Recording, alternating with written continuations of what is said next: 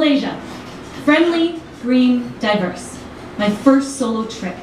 Destination, Keara, the oldest tropical rainforest in the world. The 8-hour journey is arduously enjoyable. A bumpy bus ride, a boat speeding over green water, a mud-stained jeep. I'm not in Kansas, Kuala Lumpur, anymore. There's no going back. There's just a shack in the woods where I will be sleeping draped in a mosquito net, undoubtedly covered in sweat. From my room, I watch the sunset through the trees, and I feel strangely at ease in this unfamiliar setting. I feel exhilarated to have made it this far, and though it may be no hotel, I'm proud of how far from my shell I've ventured. I hear the crackling of a bonfire and decide to venture outside, where my eyes immediately fall onto an extremely cute guy.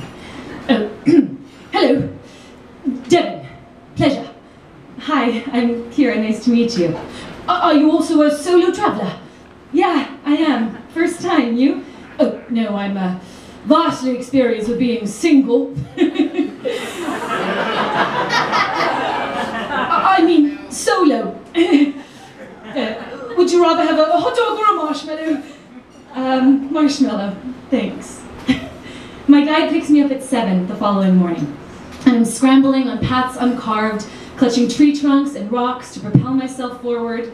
This is nothing like the grouse grind. My guide is wearing flip-flops, and it's up to the canopy top 1,000,000 miles above the world.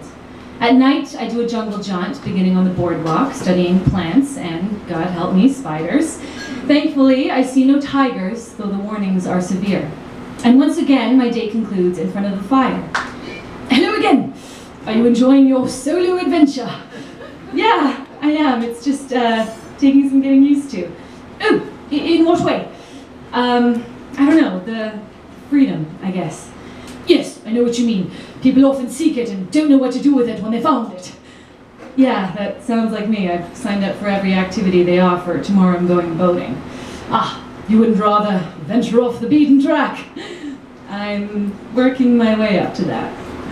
Day 3, and I've exhausted every wildlife tour offered. I've swum in muddy rivers, sailed through swamps, and hiked to what feels like the top of the world. It's my last night in paradise. The sun set long ago, but the glow from the fire and the alluring company keep me from retiring for the evening. The bonfire illuminates Devin's smile, beaming. Would you rather eat squirrel or mouse? Squirrel. Would you rather be bitten by a spider or a snake? Oh, spider! Would you rather go to sleep or go on an adventure? Blackness all around. I can barely even see the ground. Through here, this is the path. How do you know where you're going in the dark? I always know where I'm going. I'm British. He trips. We stumble and skip over stones and twigs, emerging into a clearing. A large pool sparkling in the bask of the moon spools invitingly before me. It's a perfect midnight scene. What are you waiting for? An invitation from the Queen. He strips. I pause, then follow suit. I already got mine. Yours must have been lost in the mail. We swim and splash, our laughs echoing in the trees as we glide to and fro with ease. His muscles ripple like waves in the water. He is transforming before my eyes from a kitten to a cat I just can't stop looking at. He seductively swims towards me, singing, "In the jungle, the mighty jungle, the lion sleeps tonight." In the jungle, the mighty jungle, the lion sleeps tonight.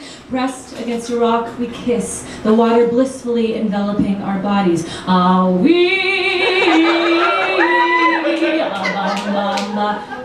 Something is watching me from across the water.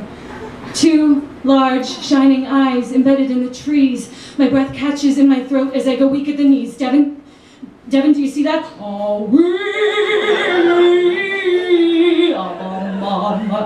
Shit. Do you think it's a... Yes. Careful now. Don't make any sudden movements. Slowly, we retreat, carefully placing our feet along the edge of the water. Seems we're out of the deep end. Oh, bugger! Not quite. Like crocodiles poised for attack, we leap towards the riverbank and onto the path. A loud splash behind us rings in my ears as my body is overcome with fear. My eyes are suddenly bat-like with perfect night vision. Ow, not enough to avoid that collision. Branches are scraping my sides. The crashing noises behind are getting louder. They're picking up speed. I think I just peed a little, but I'm not dead yet. In fact, I've never been more alive. I'm flying through this forest towards the bright light of our lodge, dodging broken planks and tree stumps. My head bumps something flying past. A bat, perhaps, fleeing from the same deadly cat. Everything is running for the gate. My fate is still undetermined. I see the exit just ahead, and my dread lessons replaced with a determined resolve, but with a huge crash behind me that immediately dissolves, and all I can hear is my own blood pumping in my ear. But we're so near, so close, just seconds away, and suddenly we're there. We tear through the path's gateway and onto the lodge's deck, where we finally catch our breath. Looking behind us, we see no tiger. Instead, seated by the fire, is a group of people gaping at us like brutes. For it only then occurs to me, I'm in my birthday suit. Thank you.